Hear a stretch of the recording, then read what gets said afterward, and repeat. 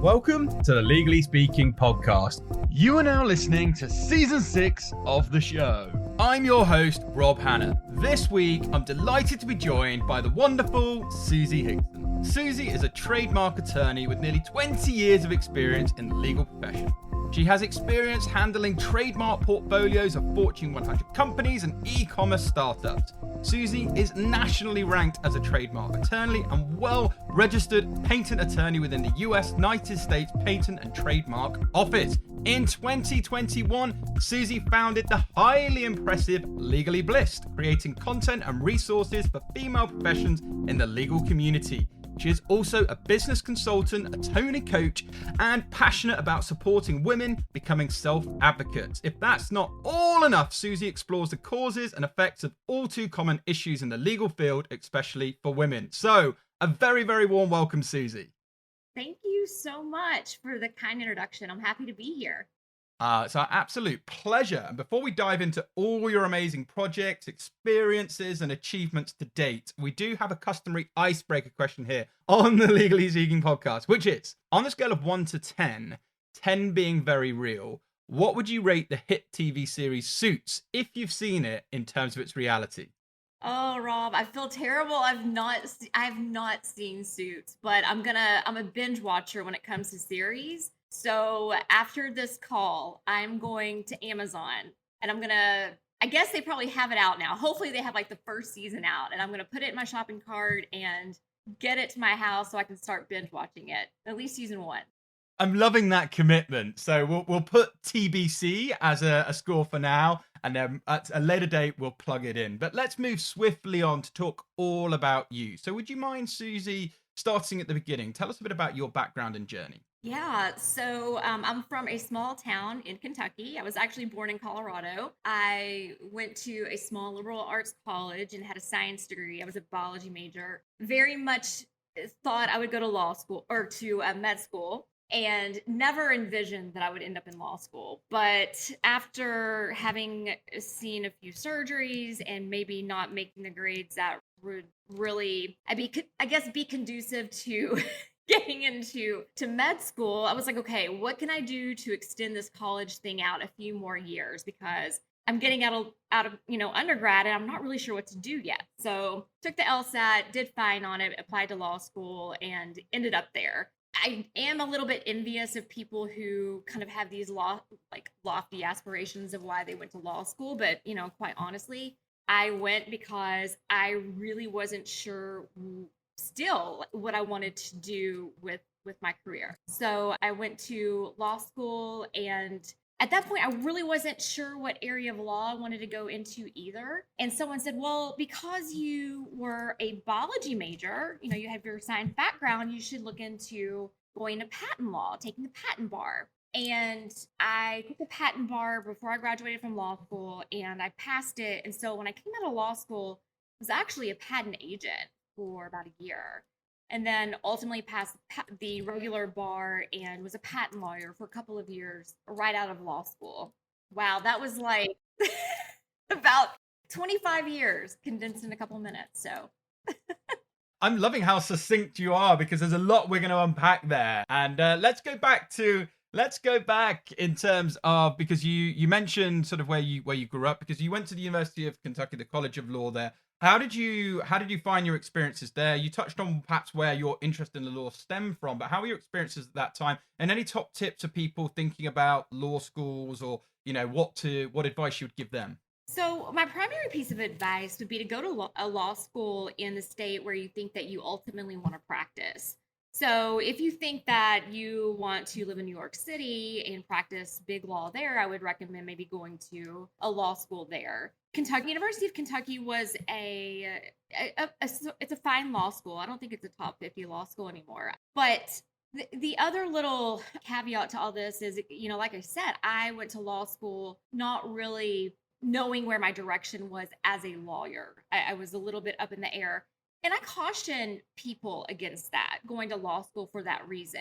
I feel like the people that were in law school who kind of had that more of a passion and drive and kind of had specific goals with respect to what they wanted to do with a legal career may have been more successful. So, and another little tip for people thinking about law school would be, I really recommend taking a sabbatical or kind of a skip year after undergrad and law school. I know it's probably a little bit different internationally, but I feel like I needed to hit my reset button after college, and I didn't really get the chance to do that. I went straight on into law school, right? So I think that if I would have hit the reset button, I may have appreciated being in law school more. And it seems like people that went back to law school, after a year off or even later, seem to do really well. I think that's really good advice that you're sharing there, because the Legal Speaking podcast, we say to self-care. I think it's so important. You talked about sort of taking that time off. The law will always be there. You've done the hard time. Make sure that you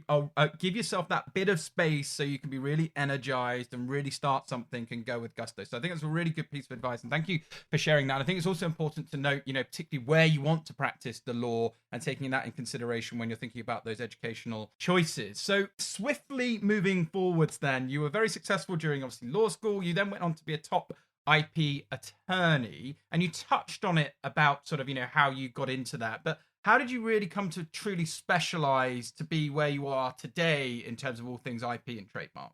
Okay, so I started off right out of law school as a patent agent and then a patent lawyer. So I was basically prosecuting patent applications. And I was specializing in not anything really science related, but it was pretty boring. I was working on lighting fixtures, and like on a medicine bottle, there will be a cap that has the little threads in it that makes it more difficult for a child to open it. But then there's caps that are easier for elderly people to open it. There's a lot of technicalities in that. And I was actually working on patent applications having to do with like the ridges on those types of caps and bottle, functionality. And it was really like, you're probably bored. Everyone's probably bored just listening to me talking about it. So could you imagine just like doing it every single day? And I really quickly realized that patent law was not my thing. I was like, you know what? This is not really a match for me, because I just couldn't sit down and draft a patent application, like the same one for weeks at a time. I was like, oh my gosh, is this my life? So I fairly quickly started doing trademark work, and it was a much better match for kind of like my personality and interests. And even though like I'm a scientist and I love science, like it kind of allowed me to use that other side of my brain in a lot of ways, because there's so much creativity. I was able to work with people in marketing departments and, provide education to them. I had several clients. I was working in big law at that point, and so I had several clients that were larger companies that I very quickly started managing their trademark portfolio. And I had a great mentor at that point who taught me a lot about trademark law. And, this was one of those situations where there was nothing that I learned in law school that was actually applicable to what I was doing on a daily basis. And I was like, oh my gosh, I cannot believe I went to law school, like, 4 years of undergrad to be a biology major, and then 3 years to law school. And here I am I'm doing trademark law, right? Which is totally different. But I guess it all kind of, I enjoyed the work. So I guess it worked out, right? It all works out. And I think, at the end of the day, it's still building blocks for your career, and there's experiences, and I'm sure there's some transferability of everything that you've sort of encompassed there. But let's dive into that then a little bit more, because you said maybe not directly linked to what you studied in law school. So let's talk us through a day in the life of, you as a trademark attorney. What would be some of your responsibilities? Talk us through that, so give people a bit more of an idea of what you got up. Yeah. So the first 8 years out of law school, I was working in a large law firm. And fortunately, I was given quite a bit of responsibility for trademark clearance and prosecution. Didn't do a lot of litigation at that point. I was doing a little bit of enforcement. I very quickly was given the ability to work directly with clients.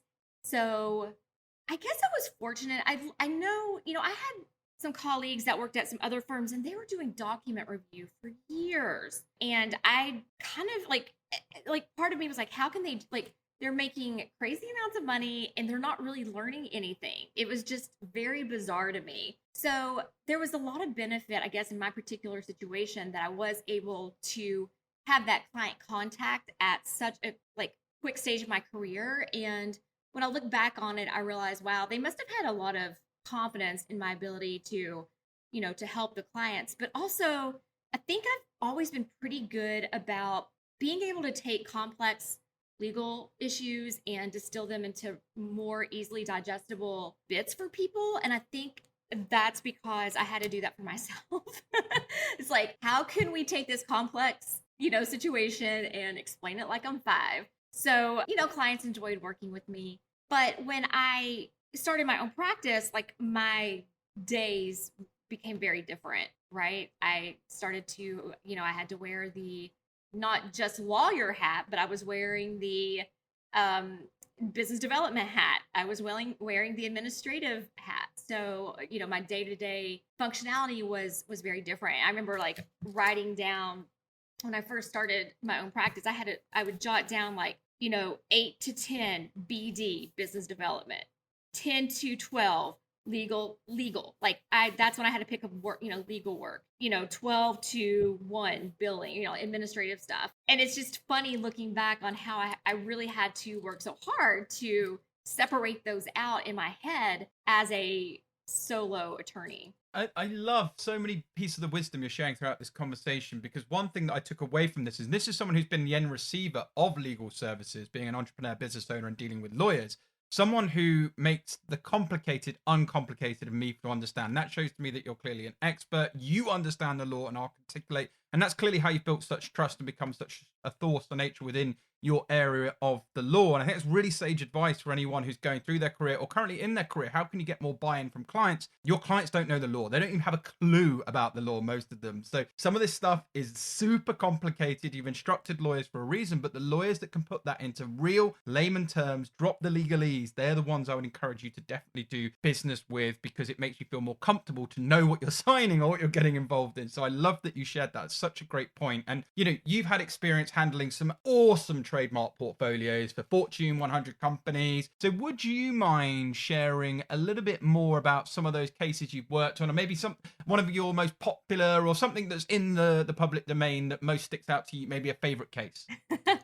Sure, I would love to do that. But can I give people one little business development tip as a lawyer? If they have their lawyer hat on and they're wanting to do business development. I just want to go back to one thing that you said a minute ago that I think is really important. Go for it. Yeah. We love, as a lawyers, we sort of have this thing where we love to speak legalese, right? Because it sounds like, we paid a lot of money to be able to do this, right? We invested a lot of time. Your prospective client does not care, right? They speak the language that prospective client speaks. That is so, I think, key in being able to kind of garner their trust. They don't care if you know the fancy legal words. Your colleagues might have fun with it, but when you're writing copy or you're doing your podcast, whatever, speak their language, right? Meet their emotional needs using the language that they would use, and not fancy legalese. And just keep in mind that they don't give a crap about case law at the end of the day. So I just had to go on to that, because I was actually having a conversation recently with someone about that very thing, and we were talking about the importance of speaking the client's language and making them feel comfortable working. It's so true, because you have to meet people where they're at, right? Yeah. And I think that's a great example of how you can do that, and you will build that long-term trust, because if you're completely talking to people and they don't understand you, it's very difficult, because there's always that element of uncertainty or self-doubt. So I love that you're talking about that. And yeah, I guess from that great tip, which is super important, because we all need BD as well, folks. So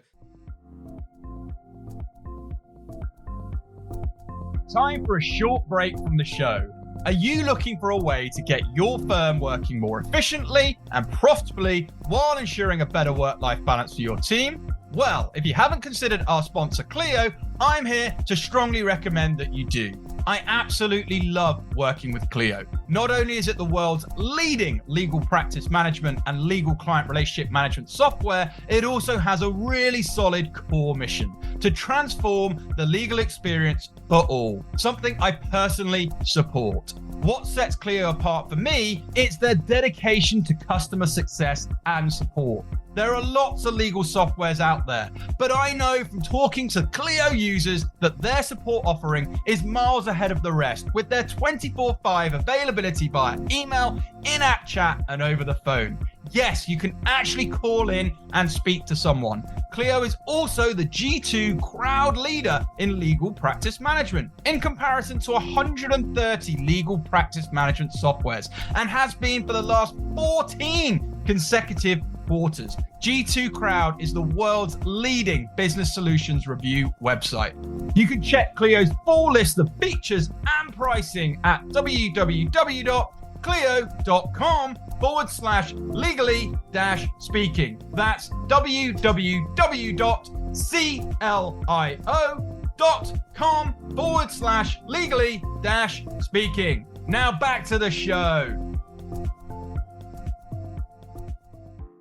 Listen up. Talk us through some of the highlights when it comes to some of these cases, some of these huge things that you've worked on. So one of my biggest clients, this was between about 2005, 2010, was a company called Humana. And I don't know if you've heard of it, but they're a large health insurance company, and they are based in Louisville, Kentucky. And I basically managed their trademark portfolio for several years. And they were an interesting client because, you know, we look at large trademark portfolios as primarily coming from consumer products, but they were actually a services company. But they were very innovative when it came to providing different types of services to their customers in an effort to lower healthcare costs.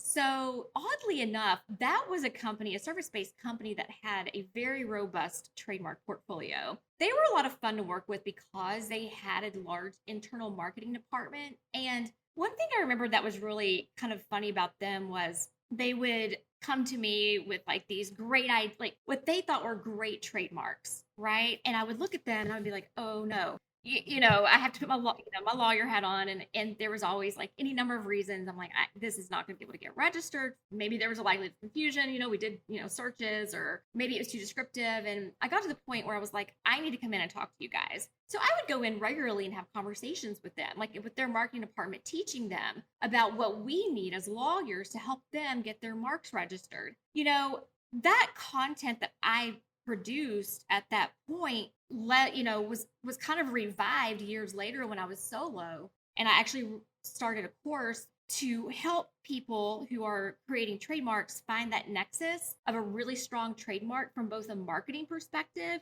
and a legal perspective, because marketing and legal are sometimes at odds when it comes to a strong trademark. There's not always a lot of overlap there, right? So what a marketer might think would be a great trademark, something that like really describes a product or service, the lawyer's going to be like, no, we can never get that registered for you because it describes a product or service, right? So that's kind of, I always like kind of look back at how I took that information, and where I saw a gap way back then and actually used it later on with clients to help them pick strong trademarks, finding that nexus of marks that are strong, both legally and from a marketing perspective. The problem is so many lawyers tend to only wear their lawyer hat, right? They don't necessarily think, okay, how can I help these people? Like, how can I really kind of throw them a line here and pull them up and make it easier for me at the end of the day? Because I was realizing at that point, Rob, that in some ways, I knew that if I went in and talked to them and taught them, that they would make my job easier, right? So it was like a little bit selfish because I wanted to make their job easier, but I also wanted to make my job easier too, because I wanted them to come to me with marks that had met a certain threshold in terms of strength before I even picked it up, and it really worked. So that was one of the more fun clients that I worked with. And I know a lot of people are like, you worked with a healthcare company or, a health insurance company, and it was actually fun, but they were a lot of fun. And that was a client that my mentors at that point gave me a lot of ability to work directly with. So it was fun. That's good. And we're going to talk more about fun in a moment. And it's great also you're touching about mentors, because I talk about this a lot. I'm very passionate about people having mentors, and they can really help fast track your career, navigate problems. What might be a huge issue in your head could be completely dismantled in seconds by a top mentor, and having those within your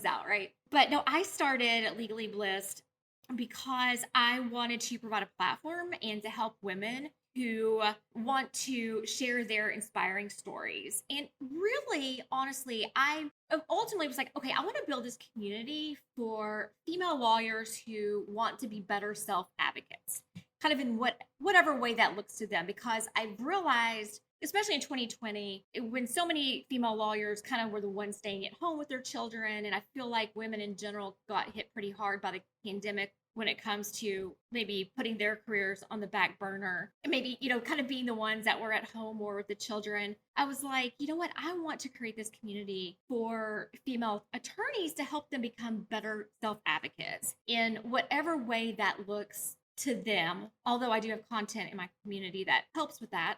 But I started the podcast for a few reasons, Rob. One is I had already had a podcast called Trademarks Made Easy, and it was fun. And because podcasting is fun, right? It's it gives you a lot of social credibility. It's a great way to produce content that you can repurpose in a lot of different ways. And also, I really wanted to give a platform to other female lawyers to share their stories, right? Their ups and their downs and their wins and how they overcame their biggest obstacles, their gems of wisdom, because there's always gems of wisdom in there, even for the women that I've interviewed that are out of law school for a couple of years. There's still wisdom in there. And it's kind of fun to pull that out. And it's amazing to tell their stories. So really that's the the thought behind Legally Blissed podcast is giving female lawyers that ability to share their inspiring stories and the audience to learn from the women that have gone before them. And I love that. And I love absolutely everything that it stands for. And you do an absolutely fantastic job of Legally Blissed, that has to be said. And I want to stick with this because it's important, because you are an advocate, as you mentioned, for female attorneys and mental health. And when did you decide to focus particularly on the mental health side? I'm really glad you asked this question. And it's funny because it's not an issue that I super proactively kind of talk about until someone kind of starts pulling it out of me a little bit more. And I'm becoming more open to talking about it in my own mental health struggles. I have been diagnosed with clinical depression, and I definitely think that it had, a negative impact on my practice over the years. I definitely put it on the back burner. I did what I needed to do to try to be stable, and that was, having a therapist and a psychiatrist, and it always helped, right? It always helped. But there were periods in my life where I was like, oh, I don't need this. This is not really a thing. I didn't want to talk about it with people. I kind of hid it. And sometimes it came with some pretty negative repercussions. And I went through in 2020 a pretty terrible mental health episode. And, I realized, why am I so resistant to seeking help, right? And I remember having talked to someone back, years ago about their mental health. And I was like, you need to go talk to someone. You need to, there's medication. And I was like, I am judging myself so harshly, and I treat myself like, why am I not treating myself like I would my best friend, right? And it was very bizarre because I don't know, there's still this stigma within myself about it. And I was like, you know what? The only way that I can help other people truthfully is becoming more open and just taking that deep breath and talking about it, about my own struggles with it, and trying not to judge myself so much for it. We go and we get help if we have diabetes or we have some other physical ailment. But it's fascinating that we still try so hard to hide our mental health struggles, and we make it like mean something so negative about us, when at the end of the day, it's a chemical imbalance, right? So, it's interesting because I look back and I'm like, I never really had a traumatic experience in my, like, yeah, I might have been bullied a couple times, in middle school, but like, who didn't have something crazy happen in middle school? And I remember talking with my mom, who I feel like my parents, years ago were very, very resistant to being open and talking about it. Oh, you have a great life. Like, you have a great career. You live in a beautiful apartment. Like, what's wrong with you? There's nothing wrong with you, and I think that type of response is, people are getting better about that, but that type of response doesn't help initiate people seeking help, because it makes you second guess yourself. Like, well, yeah, like they're right. I need to be grateful. I need to be grateful for everything I have. But at the end of the day, it doesn't take away that feeling, those dark clouds or urges to step in front of a bus or whatever whatever it is that you're dealing with from a mental health perspective. So, my goal really is to get more open in talking about it. And the primary reason, Rob, is I don't want other people to suffer. Like because they don't have to.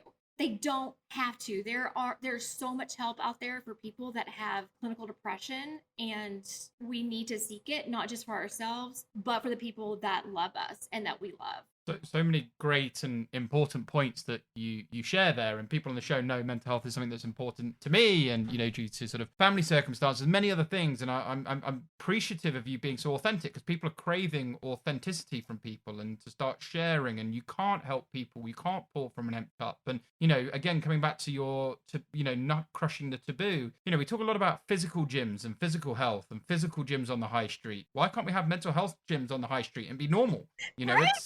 It's just make it very simplified, and it's not this big taboo, and it's the top 2 inches are the most really important in terms of making sure that we're feeling good. So I really appreciate you sharing that and your own sort of personal stories and how you're helping people, because 25% of women lawyers surveyed said that they were considering leaving the legal profession because of mental health issues, burnout, or stress. So what do you think the main causes of that are? Oh gosh, this is one of my hard problems that I'm working on. I think is it Richard Feynman who said everyone should have like 12 hard problems that they're constantly kind of marinating on. And one of mine is what is the root? What is the root of this problem, right? Why are women in particular? I mean, and Rob, at the end of the day, it's men in law too, and so I don't want to overlook men as well, because I think that attorneys kind of in general, we're all having some mental health challenges. I think, we can look back. I think that some of us may be a little more predisposed. I think so many of us are seeking perfection.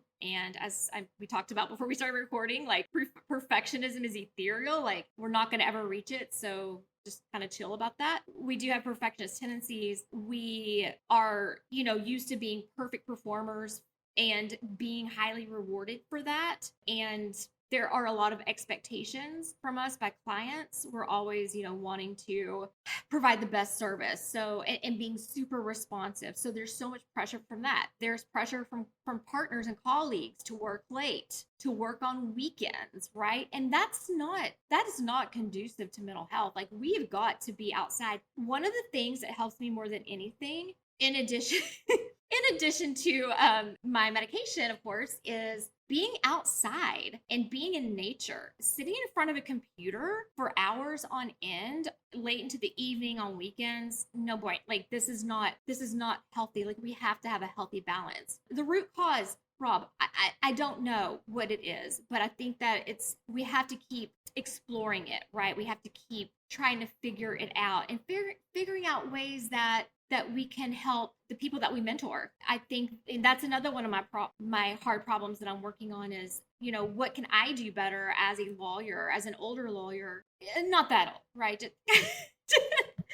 a couple of years older than some of the ones coming out of law school. But what can I do as an attorney to help the younger generation of attorneys that are coming out to make their lives easier and to make their experience as a lawyer a little easier? Interestingly, ties in with another one of my hard problems is, what would life look like if we didn't, or what would the practice of law look like if we didn't make it so complex? Do we make the practice of law unnecessarily complex? And what would it look like if we could simplify it? And again, maybe that kind of ties in with my desire to, simplify complex issues for clients. And I tend to rewrite contracts to make them very simple. We don't need all of this. We tend to make things unnecessarily complex. And I think that is another thing that could harm our mental health. Yeah, and again, there's so many important points that you touch on there, and again, we're keen to get your thoughts because women are more likely to overcommit and have work-family conflicts than men potentially. So, what's your advice around setting healthy boundaries? Oh, okay. So setting boundaries, I love talking about setting boundaries, and I have to be careful because I'm in a different position than I know a lot of people are with setting boundaries. Setting boundaries is easier if you have your own practice. It's very difficult when you're working in big law, but my one piece of advice to start out with is set one boundary. Just set one boundary. Start somewhere, right? That could be, I don't check. This could be an email boundary. This could be, I don't check my email after 6 p.m., right? Or whatever time, that might not be possible if you're working on a big case. Like, we have to be realistic here. Boundaries can be fluid as well. They can evolve, but set that first boundary. And if it's ever breached, you have to enforce your boundaries. The reason I say set one is because if you start setting all of these boundaries, like, it'll kind of freak you out. But if you set just one and you start kind of reaping the benefits of having set that one boundary, it's going to feel so damn good. You're going to want to do another one, right? And it's going to give you a little more confidence to set another boundary. And maybe that's, I'm really big on boundaries with clients and colleagues. And maybe one of those is you don't work on weekends, for example. Again, this isn't necessarily realistic if you are first year associate right out of law school. But that's one of those things that I feel like garners respect from other people. And when you start realizing that slowly, incrementally setting more boundaries in your life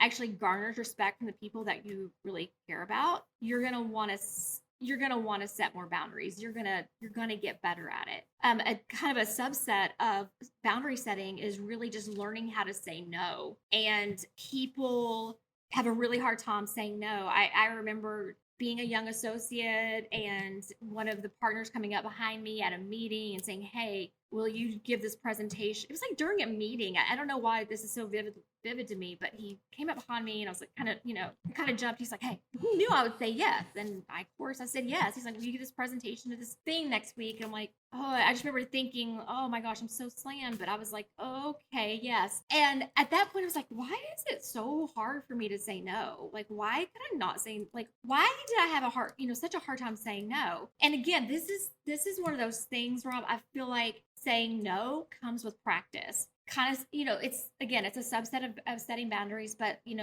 saying no with kindness and compassion. Thank you for this opportunity. Thank you for thinking about me. I'm going to have to say no because this isn't going to fit into my schedule. You don't have to give reasons, of course. Some people say no is a complete sentence. I'm not a big fan of that, or no is a complete sentence. I'm not a big fan of that because I do feel like we should say no with grace. And at some point in your career, you may very well get to the point where no will be your default answer unless it's a hell yes, right? So again, baby steps in getting there. I love that. And I was gonna say that if it's not a hell yes, it's a hell no. And there's so many great points that you say about this sort of setting boundaries, because start small, and you start seeing it working, you're more likely to it's going to become habitual, like you say, and you're going to set more. And I think that's really, really great. And, unfortunately, folks, you will not go through life personally, professionally without difficult conversations. So being able to kind of, really get better at, as Suzi was outlining there, saying no and putting it into your vocabulary and just your way of working and encouraging and communicating to people, the far better off you would be. So Suzi, we've touched on so many different angles because you're involved in so much and do so much, and I want to talk a little bit more about sort of women in the workplace, because women are less likely to think they'll get promoted. So how can women set goals and expectations? How can we prompt the conversations about goals being realistic or just generally thinking big? Yeah. So first of all, I think it's really important for women to ask for what they want. We tend to not do that. It's easy for me to say that, right? It's easy for me to say, well, just ask for what you want, because I can probably think about something in the last, 6 months that I didn't really ask for what I want. So I do think having the support of other women, right, is really vital in this type of work and getting more strength and asking what you want. The other thing too is I think that before we even set those goals, we really need to make sure that what we are striving for aligns with our true values. And the reason I like talking about this is because I look back at my career, and it's easy when you've been practicing for almost 20 years and you can kind of see this big spectrum of mistakes, all the mistakes I've made. I want to pass on the mistakes that I made because I do want to help other people not make those same mistakes, right? Or at least kind of start veering them in the right direction faster than I figured it out. But one of the big mistakes that I made was I didn't figure out my values before I started setting my goals. I set goals based on what I thought would make my family happy and what I thought society said we should really do, right? Like you get out of law school, you make six figures, you get the corner office, and then you have a big fancy oak desk and leather bound books, and this is what you're supposed to do, right? And you're supposed to have 2 kids, and you send them to private school, and boom. And I was like, wait a second. So I was very much on that trajectory. And I just remember thinking, like, I am not fulfilled by the money. I mean, I like the benefits of the money, but I wasn't necessarily fulfilled by tangible items that money could purchase. So, that was kind of a wake-up call for me. And so that's why I really want people to think about, what are your values? Before you even define what your goals are, what are your values in life? Is making that kind of money really important to you? Is education or service more important to you? Because once you figure out your values, which they will evolve. Your values at 22 are not going to be the same at 42. Once you kind of figure that out, you can set goals and make decisions on a daily basis to move you towards meeting your goals. And just check in and just make sure that those decisions are aligning with your values. I think that's so important. And I know that a lot of people want to go straight to goal setting, but I just want to talk about how important that knowing what those values are, it's so important. It's such sage advice because, again, lots of people, I always ask people, why do you work? And they almost look at me blank. And I say, no, why do you work? And maybe their obvious answer would be, well, I need to make money, I need to live. But that's not the values about, attached to, why are you getting out of bed every day to do what you do? And how is that aligning with your purpose or what you're trying to do? And that's like, for me, and one of my, values of trying to really build this community and do it in a very open, honest way is to, provide inspirational, educational content and try and leave that legacy, like my grandfather did in the legal industry. And that's what's, it's a real core value for me. And it's something that I stand by. And also when times are tough, if you know why your values are there, they will get you through the tough times. So I really love you sharing all of this sort of really sage wisdom and advice with us. So I want to ask a bit more about personal branding, because you were a guest on the Waist Up Wardrobes. You spoke about personal branding. Yes. So what can those in the legal industry do to really elevate their personal brands? Okay, this is going to sound a little cliche, but I'm a big, I guess it's still, I like this advice, but, dress for the role that you want to be, right? Like, I feel like dress has such an impact on how you show up. And I'm not like a color theorist, I can't be like, oh, Rob, you really need to be, wearing more pinks and reds or, anything like that in terms of personal branding. But, dress for the role that you want to be. It's so much better, trust me, to end up in a situation where you're overdressed than underdressed, because I've been in I've been in both situations.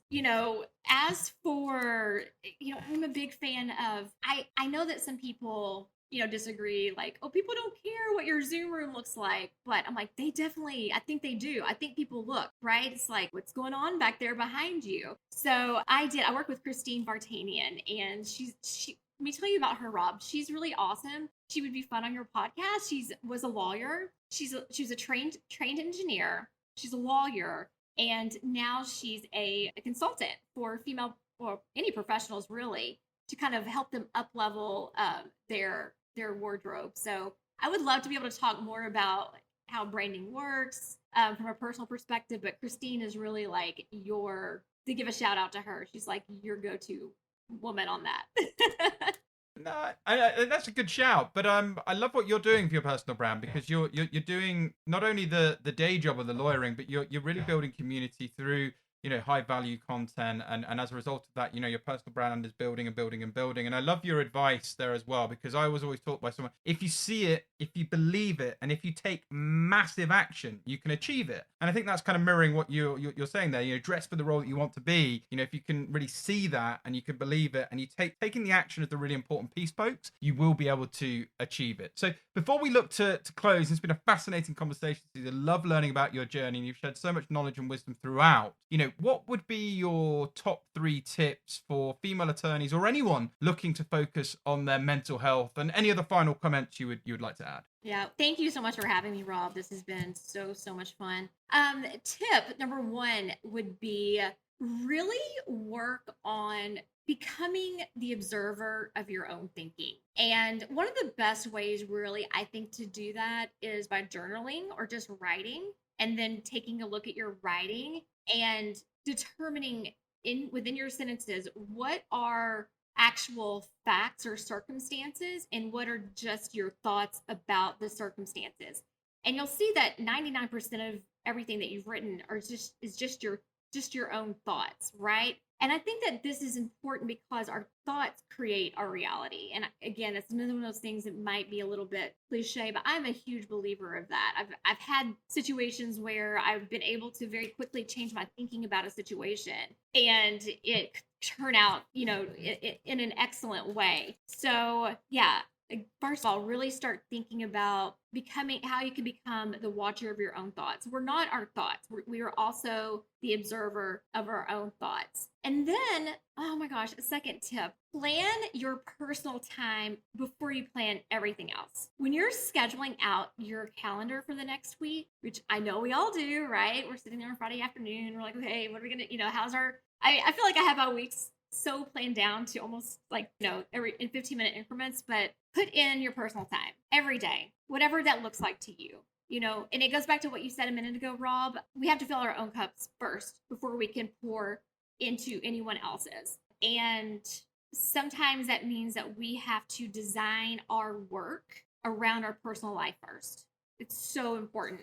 And maybe that looks like working out, or going for a run, or spending time outside. And maybe that's really my third tip, because I think it's so important. It's not necessarily legal related, but could go for anyone. Getting in the sun, if you want to wear your SPF, go for it, of course. But getting some sunshine every day, even if it's cloudy out, is so important. Go for that 10 or 15-minute walk in the park, down the street, preferably in nature. I know that we can't all get in nature every single day, but outside time away from your computer is so important for mental health. 3 incredible tips there, and I love that, because I took away from that, perspective, looking at things from the right sort of perspective, prioritizing you, and we have to get busy living and go outdoors, and the little touches like that, going outdoors 15 minutes, can have huge positive impacts and benefits on you, because the better you are, the better you can be to this world, your clients, whoever it is you're looking to engage